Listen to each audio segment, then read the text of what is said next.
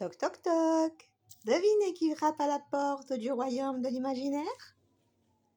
C'est ma plume magique et aujourd'hui, elle m'a soufflé un prénom très spécial. Oui, c'est toi, Kamar.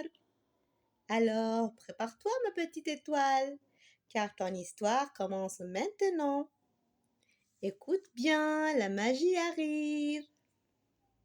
Kamar est la fée de la pénombre. Il était une fois, dans une grande maison pleine de rire et d'amour, une petite fille nommée Kamar. Elle était jolie, comme un rayon de lune, avec des cheveux couleur de miel et de grands yeux curieux. Elle adorait les chats, surtout son petit minou, un chat gris tendre qui ne la quittait jamais. Mais chaque soir, quand la nuit tombait, Kamar avait peur, peur du noir, peur de la pénombre et peur aussi des aboiements des chiens. Minou, qui ne supportait plus de la voir trembler, décida un jour d'aller demander de l'aide à la fée de la pénombre. Miaou! Fée, aide-moi, ma petite princesse, a si peur du noir et des chiens, et je ne veux plus la voir comme ça terrifiée. La fée apparut dans un doux tourbillon de lumière. Elle lui dit avec une voix douce: Oh, Minou, c'est toi? T'inquiète pas, je vais m'occuper de ta petite maîtresse. Le soir venu, après avoir joué avec ses frères, aidé sa maman et câliné son papa, Kamar alla se coucher. Sa maman lui fit un bisou, laissa un petit filet de lumière et sortit. Quand tout devint silencieux, une douce voix appela: Kamar, Kamar. La petite ouvrit les yeux.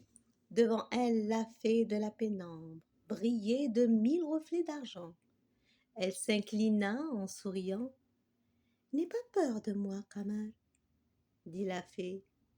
Aujourd'hui, je t'invite dans mon monde.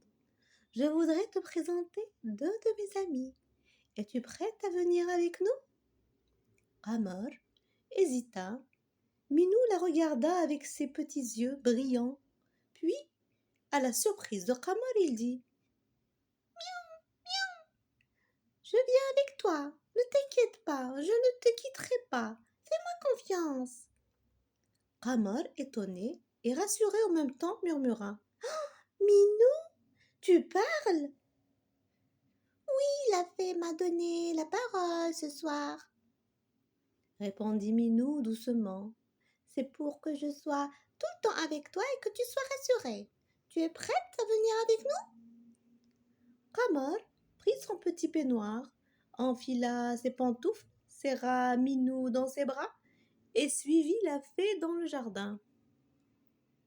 Au milieu du jardin, une petite porte en bois apparut, entourée d'une lumière chaude qui réchauffait le cœur. Ils passèrent la porte et découvrirent un vaste monde, où les fleurs dormaient sous des couettes de rosée. Pas loin, un chien jouait avec un ballon. Kamar eut un mouvement de recul et se cacha derrière la fée. N'aie pas peur, dit la fée. Voici Toby, mon ami. Toby s'approcha à la queue battante. Kamar, oh, t'es venu? Je suis tellement content. Je ne... mais alors, tu reconnais pas ton ami Toby? C'est moi, le chien des voisins. J'aboie parfois pour faire fuir les voleurs. Mais je ne veux pas t'effrayer, Kamar. Et puis j'aime beaucoup les enfants. Tu veux pas jouer avec moi au ballon? Kamar était surprise de voir que le chien Toby parlait. Elle tapota sa petite tête avec sa petite main. Toby était tout content. Et là, Kamar commença à jouer avec lui au ballon. Alors, Toby se tortilla de plaisir, elle éclata de rire, et bientôt ils jouèrent ensemble. La peur s'évanouit, remplacée par des éclats de joie. Viens, Kamar, suis-moi, dit la fée. J'ai encore quelqu'un à te présenter, une personne très importante, tu verras. Alors, Qamar apparut et dit doucement: mais c'est qui cette autre personne? Et, mais j'aime bien jouer avec Toby. La fée tout doucement lui dit: mais tu vas voir, c'est une personne très importante aussi. Viens avec moi. Alors apparut une grande silhouette noire, douce comme un manteau de velours. Qamar sentit son cœur cogner et se blottit derrière Toby. Oh, non, non, non, non, c'est la pénombre. Minou, Toby, s'il vous plaît, protégez-moi. Qamar, n'aie pas peur, répondit Minou. C'est un ami. C'est un ami à nous, à moi, à Toby, à la fée de la pénombre. Viens, viens, je te présente la pénombre. La pénombre parla d'une voix chaude et lente.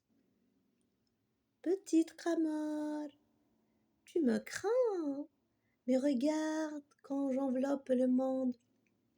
Les lucioles s'allument, les étoiles dansent, et tout peut se reposer. Sans moi, pas de rêve, pas de repos, pour les fleurs ni pour les oiseaux. Mon rôle est de protéger la beauté du jour en la laissant renaître chaque nuit. La nuit tomba, des lucioles scintillèrent dans les arbres, des étoiles filantes commencèrent à traverser le ciel. Qamar resta bouche bée. Oh, oh là là, mais c'est toi qui fais tout ça? C'est tellement beau. Qamar était émerveillé. Oui, et tu n'as rien encore vu. Il y a tout un monde qui vit dans le noir, dit la pénombre. Pour toi, ce soir, je suis venue pour t'expliquer mon travail. Qamar avança, tendit la main et toucha à la pénombre comme on touche une couverture douce.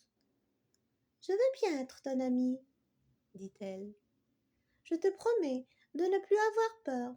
Mais, s'il te plaît, quand tu viendras dans ma chambre, laisse-moi parfois une petite étoile pour que je sache que tu es là. C'est promis, petite Qamar, répondit la pénombre. Chaque fois qu'une étoile te clignera, elle te dira que je veille sur toi. La fée sourit et dit d'une voix tendre: Qamar, il est temps de rentrer maintenant. Qamar serra Toby, fit un câlin à Minou et doucement dit: Au revoir tout le monde, au revoir les fleurs, au revoir les arbres, au revoir pénombre, au revoir Toby. J'écouterai tes aboiements dès aujourd'hui, mais je te promets, sans avoir peur. Elle retourna par la petite porte dans sa chambre, se glissa sous sa couette, serra son doudou contre son cœur. Minou se blottit contre elle et ronronna. Qamar murmura en souriant: Merci, merci, fée de la pénombre. Juste au-dessus de sa fenêtre, une étoile cligna doucement et sembla lui faire un clin d'œil. Moralité de l'histoire: quand on apprend à connaître ce qu'on craint, on découvre souvent un ami qui veille déjà sur nous. La nuit n'est pas un ennemi, elle est pleine de lumière et de protection. Alors, petite Qamar, j'espère que tu es content d'avoir ton histoire enfin. Les enfants, je vous dis à bientôt. N'oubliez pas le petit pouce et la petite cloche. À bientôt, les rêveurs.